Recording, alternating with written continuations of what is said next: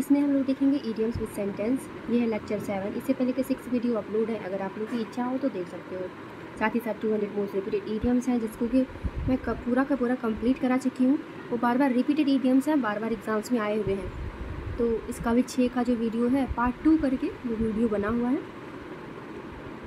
आप लोग देख सकते हो कि इडियम होगा, हिंदी में मीनिंग होगा, इंग्लिश में मीनिंग होगा और एक सेंटेंस होगा। तो इसको हम लोग स्टार्ट करते हैं। तो सबसे पहला है और टर्निंग पॉइंट। टर्निंग पॉइंट का सबको पता है, टर्निंग पॉइंट एक ऐसा टाइम आता है जबकि आपका कुछ अच्छा होने वाला है लाइफ में, इस तरह से या फिर जो भी होता है। जैसे कुछ आप जब किसी का सिलेक्शन होता है तो टर्निंग पॉइंट होता है उसकी लाइफ में। अब उसके पास पैसे हैं, आप खर्चा कर खुद से करो जैसे करना है।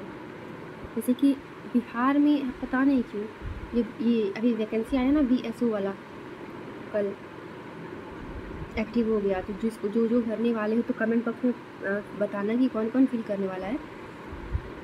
तो जिसका भी मैथ या फिर केमिस्ट्री बोलती हूँ, मैथ और इकोनॉमिक्स और क्या था कॉमर्स से पता नहीं, हाँ ऐसे कुछ 3 चीज़ सब्जेक्ट है, आप भर सकते हो।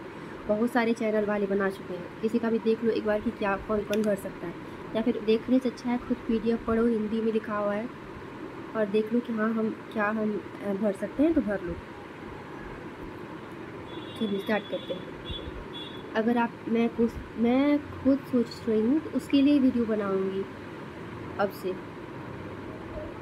तो स्टार्ट करते हैं। टर्निंग पॉइंट ये होता है, टर्निंग पॉइंट एक ऐसा मोड़ जो कि आपकी लाइफ बदल दे इस तरह से। Anything that brings about change, कुछ भी जो कुछ चेंज चाहता है हर किसी में। The signing of the peace treaty, peace शांति का जो उसकी साइन हुआ, साइनिंग।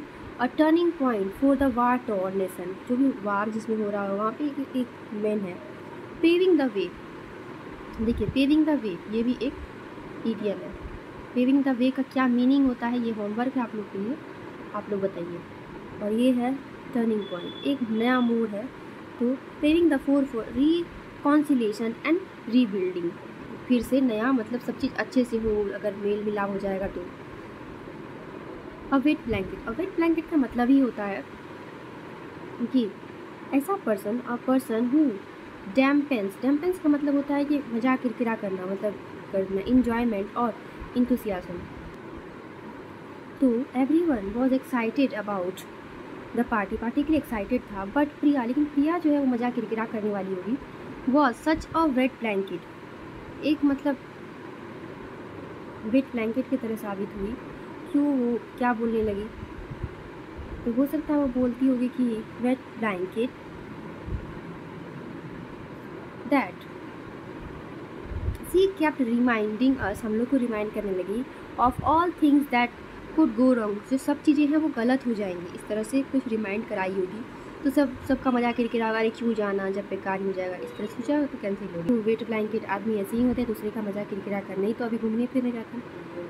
आगे है a white elephant. A white elephant का मतलब होता है a costly and troublesome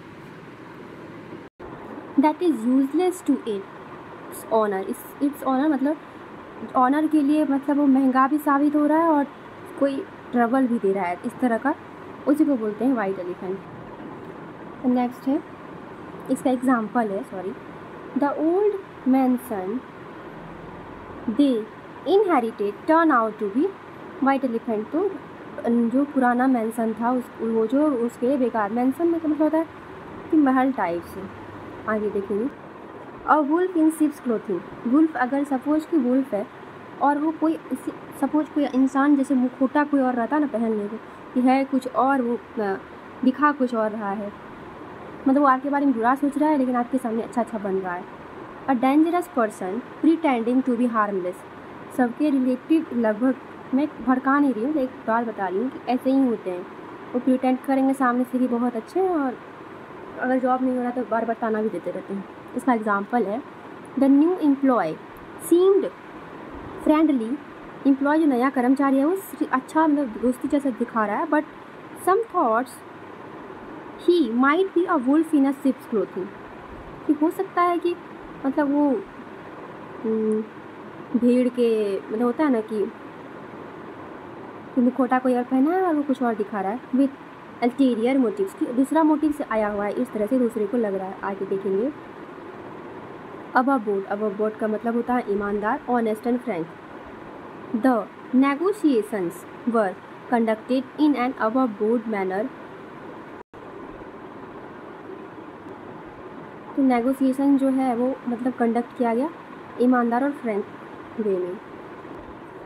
above या फिर अबव आएगा या फिर रहेगा अबव वंस हेड या फिर ओवर वंस हेड। इसका मतलब होता है बियॉन्ड वंस अंडरस्टैंडिंग, किसी की समझ से बाहर। The professor's lecture on quantum physics में was completely over my head, मेरे सर के ऊपर चला गया। Leaving me confuse and frustrated, confuse और मुझे छोड़ के कन्फ्यूज और फ्रस्ट्रेटेड छोड़ के वो लेक्चर प्रोफेसर चले गए लेके। अकील्स हील का मतलब होता है अ वीकनेस, कोई कमजोरी मतलब ऐसा नहीं कि मतलब वीक कमजोर इंसान, ऐसा नहीं। वीकनेस आपका क्या है, आपका वीकनेस क्या, आप फोकस नहीं बढ़ा पा रहे हो या फिर क्या है, तो वो आपका कमजोरी हो गया।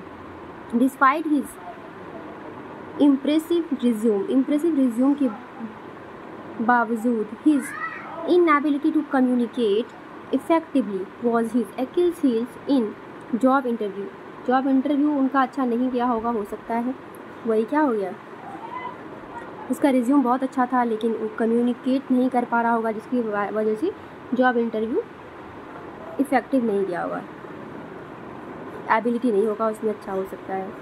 इंटरव्यू में तो यही सब देखते हैं, अगर आप लोगों में से कोई भी इंटरव्यू दिए होंगे तो उनको पता होगा। Add fuel to fire, add fuel to injury मतलब to make a bad situation even worse, मतलब कोई ख़राब है और ख़राब कर दो, कोई दुखी है और उसको दुखी कर दो बात बोल के। After losing the match, loss मतलब हारने के बाद, the referee harsh comments only served to add insult to injury, और मतलब उनको ख़राब फील करा रहे हैं। तो सॉरी था सब इधर उधर हो गया, 68 69 इधर पहले मैं 70 करा दी। एसिड टेस्ट का मतलब होता है अफेक्ट इवेंट और सिचुएशन दैट प्रूव्स समथिंग, कुछ निश्चित मतलब फैक्ट और सिचुएशन जो कि प्रूव करे कि हाँ ये है। The team's performance in the champions game will be the acid test for their skills and team work और उसका दिखा रहा था स्किल का मतलब सही है। जैसे कि हम लोग का भी चैम्पियंस ट्रॉफी जीता, ये तो करंट अफेयर्स में अब पूछने वाला है, तो रट लेना सब कोई और देख लेना कि क्या क्या होने वाला है, कौन जीता क्या और कौन हारा, कहाँ पे हुआ। एडम्स एल मतलब होता है water. After the long hike all I wanted was a glass of Adam's ale to quench my thirst, अपनी प्यास को बुझाने के लिए मुझे पानी चाहिए, तो सबको चाहिए सब। तो कैसा लगा आप लोग बताइएगा कमेंट बॉक्स में, अगर अच्छा लगा हो तो ठीक है, और नहीं भी अच्छा लगा है तब भी कोई बात नहीं। Thank you.